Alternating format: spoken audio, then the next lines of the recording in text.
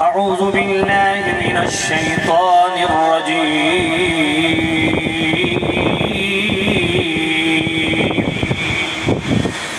بسم الله الرحمن الرحيم.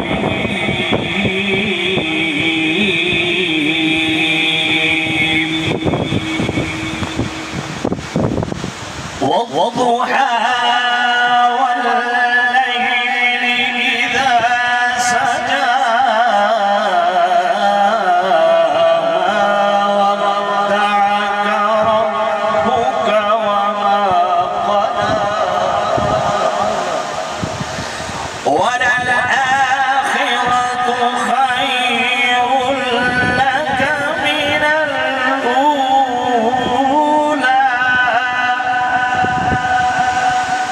ولسوف يؤتيك ربك فترضى.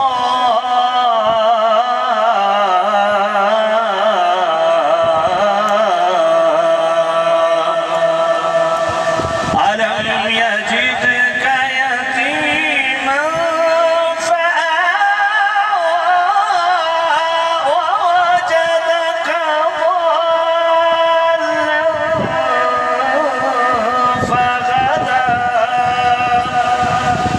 ووجدك عائلا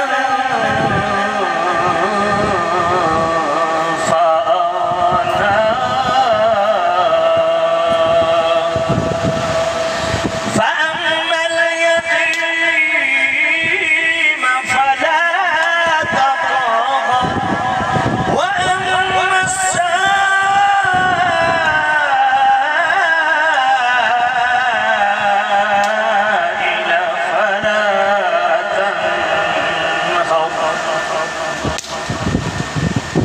وأما السائل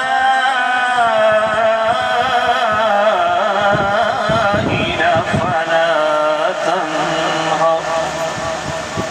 آمنت بالله صدق الله العلي العظيم. صلى الله عليك يا رسول وسلم عليك يا حبيب الله.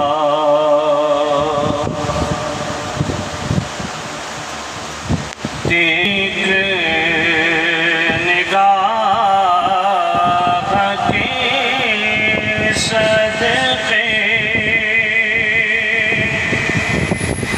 میری ساری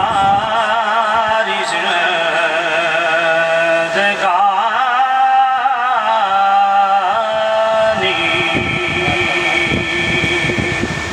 تو اگر قبول کر لے ہے یہ تیری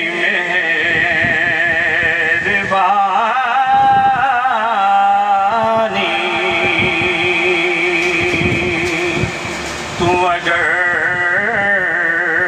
قبول کر لے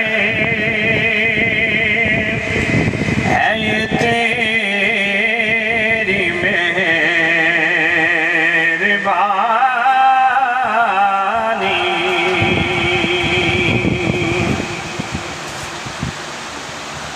کوئی شاہ کوئی غنی ہو مجھے اس سے واسطہ کیا. تو اگر قبول کر لے ہے یہ تیری مہربانی.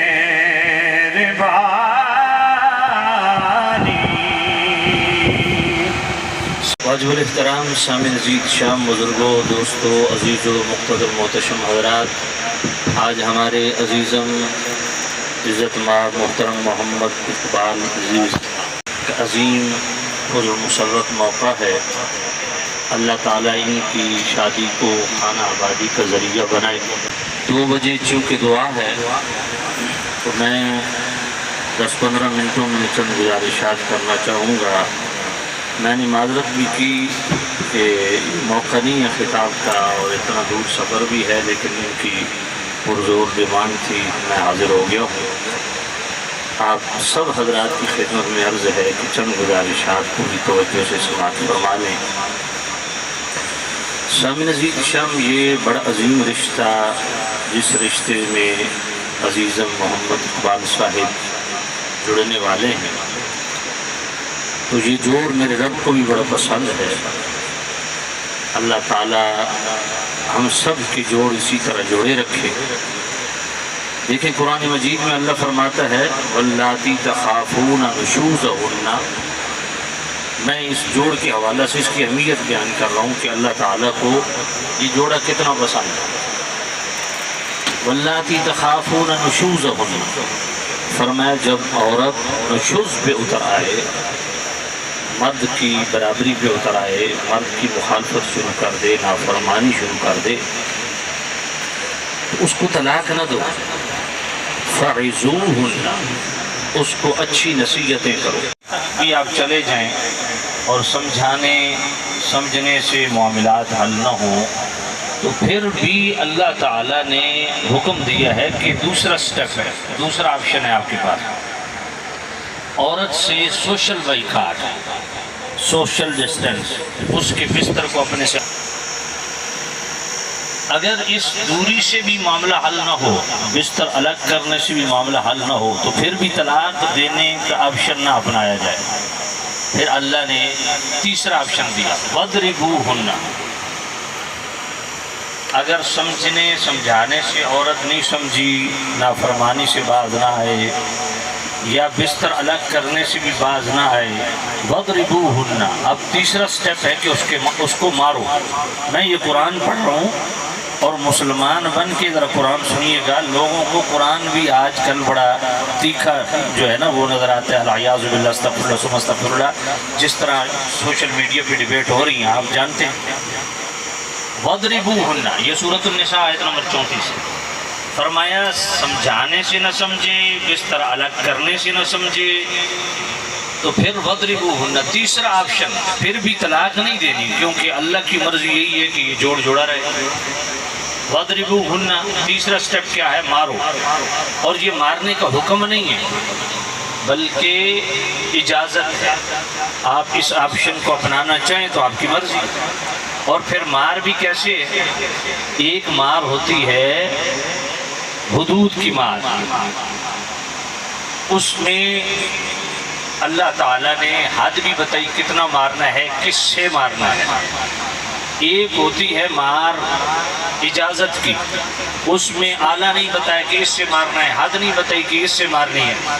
تو ایک مار ہوتی ہے بطور سزا، ایک مار ہوتی ہے بطور اصلاح. یہ مار بطور اصلاح ہے. 3 ضربوں سے زیادہ نہیں مار سکتے، اور ضرب بھی ایسی نہیں مار سکتے جس سے جسم پہ نشان پڑ جائے. اور اگر یہ تیسرا آپشن بھی کارگر ثابت نہ ہو تو پھر بھی اللہ فرماتا ہے طلاق نہ دو کہ یہ جوڑ جوڑا رہے. فَإِنْ أَطَعْنَكُمْ فَلَا تَبْغُوا عَلَيْهِنَّ سَبِيلًا.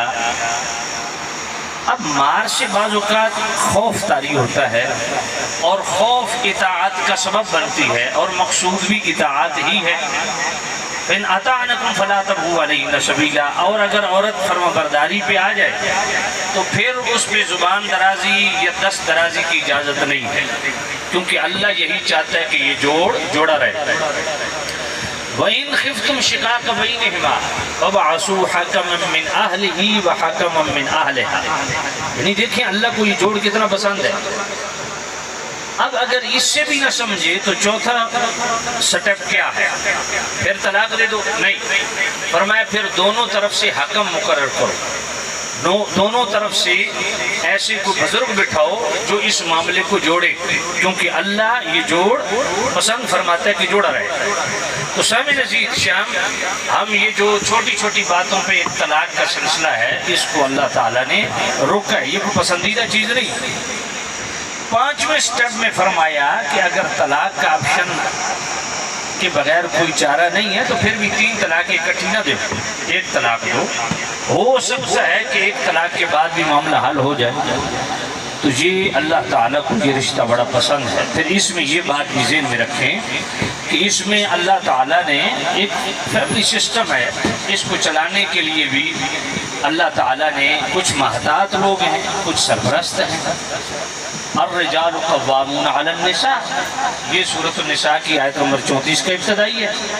الرجال قوامون علی النساء، آج سوشل میڈیا پہ ہمارے فیملی سسٹم کو کس طرح برباد کیا جا رہا ہے کہ جناب مرد و عورت کو برابر حقوق ملنے چاہیے۔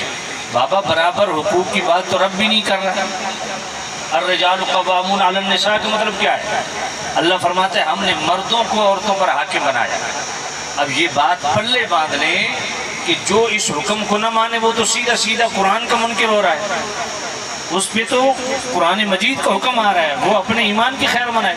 الرجال قوامون علی النساء، عورتوں پر مردوں کو اللہ نے محافظ و نگران اور حاکم بنایا ہے۔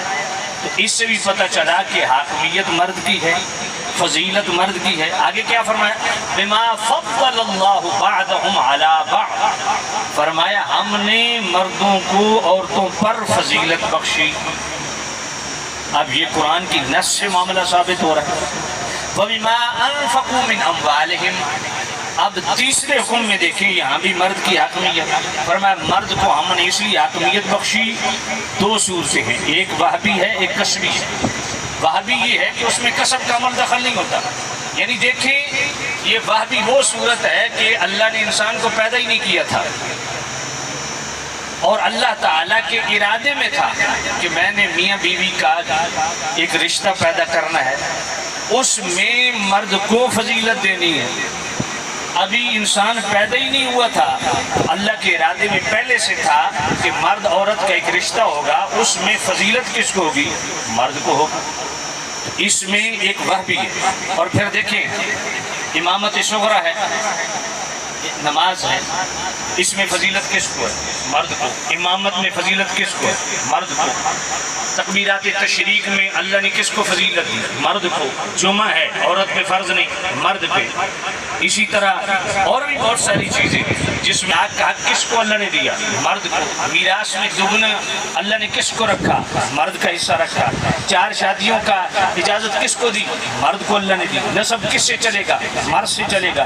تو یہ ساری فضیلتیں وہبی ہیں، اس میں انسان کا کسب نہیں ہے۔ اور کسبی صورت میں بھی مرد کو فضیلت دی۔ وَبِمَا أَنفَقُوا مِنْ أَمْوَالِهِمْ، فرمایا مرد پر لازم ہے کہ وہ عورت کا نان نفقے کا انتظام کرے۔ مہر کون دیتا ہے؟ مہر کون دیتا ہے؟ عورت دیتی ہے یا مرد؟ مرد دیتا ہے۔ نان نفقے کا پابند عورت ہے یا مرد؟ مرد۔ بیت سکنا رہنے کے لیے مکان دینے کا پابند مرد ہے یا عورت ہے؟ بولیے، مرد۔ رضاعت کا ذمہ کس کا ہے؟ عورت کا یا مرد کا؟ مرد کا۔ رضاعت کیا ہے؟ بچے کے لیے دودھ کا انتظام کر۔ اگر بیوی انکار کر دے میں دودھ نہیں پلاتی، مرد زبردستی نہیں پلوا سکتا۔ کیوں؟ کیونکہ بچے کے نان نفقے کا ذمہ دار مرد ہے، تو اس حوالے سے بھی فضیلت مرد کی۔ تو رضاعت کے بعد ہے خسانت۔ خسانت کیا ہے؟ بچوں کی پرورش۔ یہ مرد کے ذمہ یا عورت کے ذمہ؟ مرد کے ذمہ۔ پھر خسانت کے بعد ہے سیانت، بچوں کی حفاظت، یہ کس کے ذمہ؟ مرد کے ذمہ۔ تو کتنی صورتیں ہیں۔ اور پھر خود آپ سورہ بقرہ کی آیت نمبر 228 پڑھیں، وَلِلرِّجَالِ عَلَيْهِنَّ دَرَجَةٌ، کلیئر کٹ فرمایا کہ ہم نے مردوں کو برتری دی عورتوں کو۔ کتنی چیزیں، آج میں تو حیران ہوتا ہوں، آج وہ بازاری عورتیں جو میڈیا پہ بیٹھ کے سیدھا سیدھا کلیئر کٹ قرآن کے خلاف باتیں کر رہی ہیں۔ وہ جی جس مرد کو عورت نے جنا وہ مرد کیسے افضل ہو سکتا ہے؟ تو بھائی اس پہ الزامی طور پہ آپ سوال کر سکتے ہیں کہ جس مرد کو جنا عورت نے تو عورت کو کس نے جنا؟ کہا عورت نے، اس کی ماں نے، اس کی ماں کو کس نے جنا؟ اس کی ماں نے، اس کی ماں کو کس نے جنا؟ اس کی ماں نے۔ تو آخری ماں کون سی ہے؟ حضرت حوا۔ تو حضرت حوا کس کی کوکھ سے پیدا ہوئی؟ حضرت آدم کی۔ تو پھر اصل کون ہوا؟ مرد۔ فرق کون ہے؟ عورت۔ بات پلے پڑھ رہی ہے کہ نہیں پڑھ رہی؟ تو یہ سارے قرآن ہے بھائی۔ تو سامعین عزیز شاہ، اللہ نے فرمایا ہم نے مرد کو فضیلت بخشی۔ الرجال قوامون میں بھی مرد کی فضیلت، بما فضل اللہ بعضهم علی بعض مرد کی فضیلت، وبما انفقوا من اموالهم مرد کی فضیلت۔ اور پھر فالصالحات قانتات، فرمایا اب اس میں دو چیزیں سمجھیے۔ اطاعت گزار عورت، اس کو اللہ نے صالحات کے ٹائٹل سے نوازا کہ نیک عورت کی نشانی کیا ہے؟ 100 رکعت نفل پڑھے؟ نہیں۔ روزانہ روزے نفلی رکھے؟ نہیں۔ نیک عورت کی نشانی کیا بیان کی؟ قانتات، وہ مرد کی تابعدار اطاعت گزار ہے۔ تو پتہ چلا نیک عورت وہ ہوتی ہے جو مرد کی اطاعت گزار ہوتی ہے۔ اور اطاعت یہ بھی نہیں ہے کہ مرد خلاف شرع کاموں کی اس کو حکم دے، نہ، اگر خلاف شرع کام کا حکم مرد دے تو مرد کی مخالفت کرنا عورت پر لازم ہے، اور شریعت کے موافق اگر شوہر حکم دے تو پھر عورت پر لازم ہے کہ مرد کی تابعداری کرے۔ فالصالحات قانتات، فرمایا تابعدار عورت، نیک عورت کون ہے؟ جو تابعدار ہے۔ حافظات للغیب بما حفظ اللہ، اور مرد کی عدم موجودگی میں اس کے سامان و مکان کی حفاظت کرے۔ تو اس میں ساری برتری مرد کی بیان ہو رہی ہے۔ اور پھر عورت کے ذمہ کیا ہے؟ وَعَاشِرُوهُنَّ بِالْمَعْرُوفِ، یہ بھی ذرا ذہن میں رکھیں۔ اللہ نے جتنی بھی معروف معاشرے میں رائج طور طریقے، عاشر معاشرت سے ہے، معروف مشہور اچھے طریقے، اس آیت پاک میں اللہ تعالیٰ نے مرد کو حکم دیا کہ عورتوں کے ساتھ حسن سلوک اختیار کرو۔ حسن سلوک کا مطلب کیا ہے؟ کہ مرد بار تو جناب خوش گپیاں کرتا رہے، ہنسی مذاق کرتا رہے، گھر میں آ کے منہ چڑھا لے، تو یہ بالکل طور طریقہ ٹھیک نہیں۔ فرمایا معاشرے میں جتنے اچھے رائج معروف طریقے ہیں وہ گھر میں برتو، تخاطب و کلام ہے، نشست و برخاست ہے، چال چلن ہے، بول چال ہے، یہ سارے باہر کے اچھے کے طریقے گھر میں بھی برتو۔ باہر خوش اخلاقی سے لوگوں کے ساتھ پیش آتے ہو اور گھر میں بد اخلاق بن جاتے ہو، باہر خوش گپیاں لگاتے ہو، گھر میں آ کے جناب منہ چڑھا لیتے ہو، تو اس کی اجازت بھی نہیں ہے۔ وَعَاشِرُوهُنَّ بِالْمَعْرُوفِ، ہر وہ معاشرے کا اچھا رائج طریقہ وہ گھر میں برتنے کا رب نے حکم دیا۔ اب دیکھیں حضرت فاروق اعظم کس سٹیٹس کی ہستی ہے، لیکن گھر میں کتنا اچھا برتا ہوا ہے۔ ایک شخص آپ کو اپنی بیوی کی شکایت لگانے آیا تو دیکھا کہ آپ کی بیوی حضرت عمر سے اونچے انداز میں بات کر رہی ہے، سخت لہجے میں بات کر رہی ہے، تو وہ واپس جانے لگا، حضرت عمر باہر آ گئے۔ آپ نے فرمایا کدھر آئے تھے؟ کہا حضرت میں تو اپنی بیوی کی شکایت لگانے آیا تھا، یہاں معاملہ تو الٹ ہے۔ تو فرمایا دیکھو میری بیوی ہے، کیا اس پر ضروری ہے میرے کپڑے دھونا؟ کہا نہیں۔ کہا میں اپنے کپڑے دھونے کا پابند ہوں، اس کے باوجود وہ میرے کپڑے دھوتی ہے۔ کیا میری بیوی پابند ہے مجھے کھانا بنا کے دینے کی؟ کہا نہیں۔ کہا اپنے کھانے کا انتظام میں کرنے کا خود پابند ہوں، اگر بیوی انکار کر دے تو میں زبردستی نہیں پکوا سکتا، اس کے باوجود وہ میرا کھانا پکاتی ہے۔ میرے بچوں کو دودھ پلانا اس پر لازم ہے؟ کہا نہیں۔ کہا اس کے باوجود وہ میرے بچوں کو دودھ پلاتی ہے، میں گھر میں نہیں ہوتا، میرے بچوں کی حفاظت کرتی ہے۔ کہا اس پہ وہ ذمہ دار نہیں ہے، اگر وہ کہے کہ اس کی میں نے اجرت لینی ہے تو میں اجرت دے کے بھی پابند ہوں کہ بچوں کی حفاظت اس کے ذریعے سے کروں، لیکن وہ یہ سارے کام کرتی ہے جس کا شریعت نے پابند نہیں کیا، تو پھر کم از کم مجھے بھی اس کا خیال رکھنا چاہیے۔ جی تو سامعین عزیز شاہ، اس پہ بہت سارے واقعات تفسیر نعیمی کے اندر علامہ احمدیار خان نعیمی رحمۃ اللہ علیہ نے لکھے ہیں، لیکن چونکہ وقت نہیں ہے، دعا کا وقت ہو گیا ہے، میں اسی پہ اکتفا کروں گا، اور ہم سب دعا کریں گے اللہ تعالی ہمارے گھروں کی ازدواجی زندگی میں خیر و برکت نصیب فرمائے۔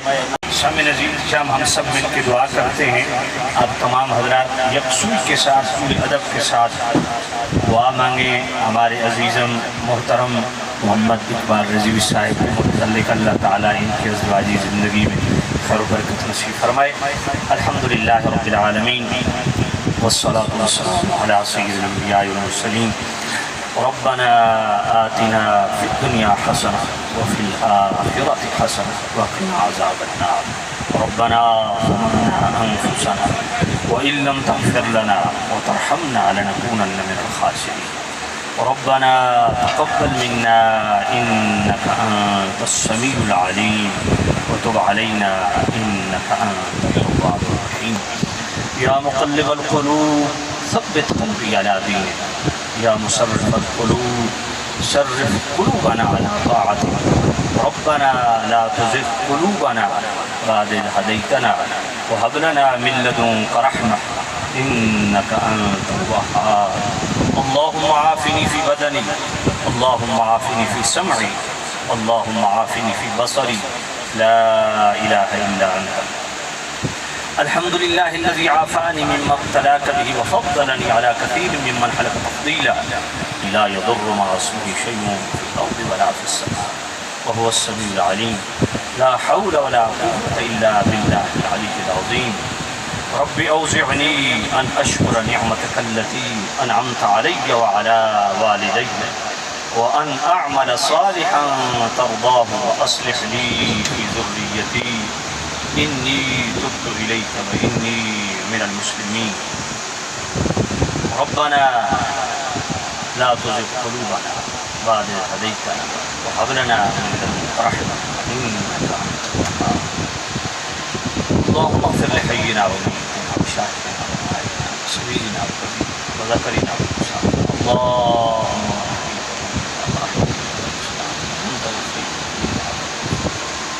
رب اجعلنا مقيم الصلاة ربنا وتقبل دعاء ربنا اغفر لي ولوالدي وللمؤمنين يوم ربنا لا تؤاخذنا إن نسينا أو أخطأنا ربنا ولا تحملنا إصرا كما حملته على الذين من قبلنا ربنا ولا تحملنا ما لا طاقة لنا واعف عنا واغفر لنا وارحمنا أنت مولانا فانصرنا على القوم الكافرين مالک مولا کریم رؤوف الرحیم نبی صاحب اللہ صلی اللہ علیہ وسلم کی وسیلہ جلیلہ سے عزیزم محمد اقبال بن علی صاحب ایمان مال جان عزت و آبرو میں ازدواجی زندگی میں خیر و برکت نصیب فرما زمینی آسمانی بلیات تکالیف مصیبتوں سختیوں بیماریوں سے ہمیشہ کے لیے ان کو محفوظ فرما مالک مولا ہر طرح کے امتحان آزمائش بیماری تمام زمینی آسمانی بلیات تکالیف مصیبتوں سختیوں بیماریوں سے ان کو محفوظ فرما اپنے خاص کرم اپنے خاص فضل اپنی خاص عنایات اپنی خاص مہربانی اپنی خاص نوازشات کا ذریعہ مالک مولا ان کو دین دنیا اور آخرت قبر و شر کی بے حساب سرخرویاں سرفرازیاں نصیب فرما مالک مولا آج ان کی زندگی کا وہ عظیم دن ہے کہ نبی پاک صلی اللہ علیہ وسلم کی پاک و پاکیزہ سنت کی ادائیگی کرنے جا رہے ہیں مالک مولا کریم رؤوف الرحیم نبی صاحب اللہ صلی اللہ علیہ وسلم کے پاک و پاکیزہ نکاحوں کا واسطہ ان کی نکاح میں برکتیں نصیب فرما کریم رؤوف الرحیم نبی صاحب اللہ صلی اللہ علیہ وسلم کی پاک و پاکیزہ ازدواجی زندگی کا صدقہ ان کی ازدواجی زندگی میں خیر برکت نصیب فرما مالک مولا کریم رؤوف الرحیم نبی صاحب اللہ علیہ وسلم کی وسیلہ جلیلہ سے ان کی صبح و شاموں میں ان کی دن اور راتوں میں لمحے میں خیر برکت نصیب فرما یہ جو دو خاندان مالک مولا اس نکاح کی صورت میں آپس میں جڑے ہیں مالک مولا دونوں خاندانوں میں اتفاق اور برکت نصیب فرما ہر طرح کی غلط فہمیوں سے ہر طرح کی پریشانیوں سے ہر طرح کی تکالیف مصیبت و آلام مالک مولا شیطنت کے وساوس سے اور انسان کے مالک مولا وساوس سے شیطان کے وساوس سے خناس کے وساوس سے ان کو محفوظ فرما ان کے ازدواجی زندگی میں دور و نزدیک سے جتنے مہمانان گرامی تشریف لائے سب کو قدم قدم پہ کروڑوں برکتیں نصیب فرما ہم سب کی ازدواجی زندگی میں برکت نصیب فرما لا حول ولا قوة الا بالله العلي العظيم استغفر الله استغفر الله استغفر الله صلى الله تعالى على محمد وعلى اله وصحبه اجمعين برحمته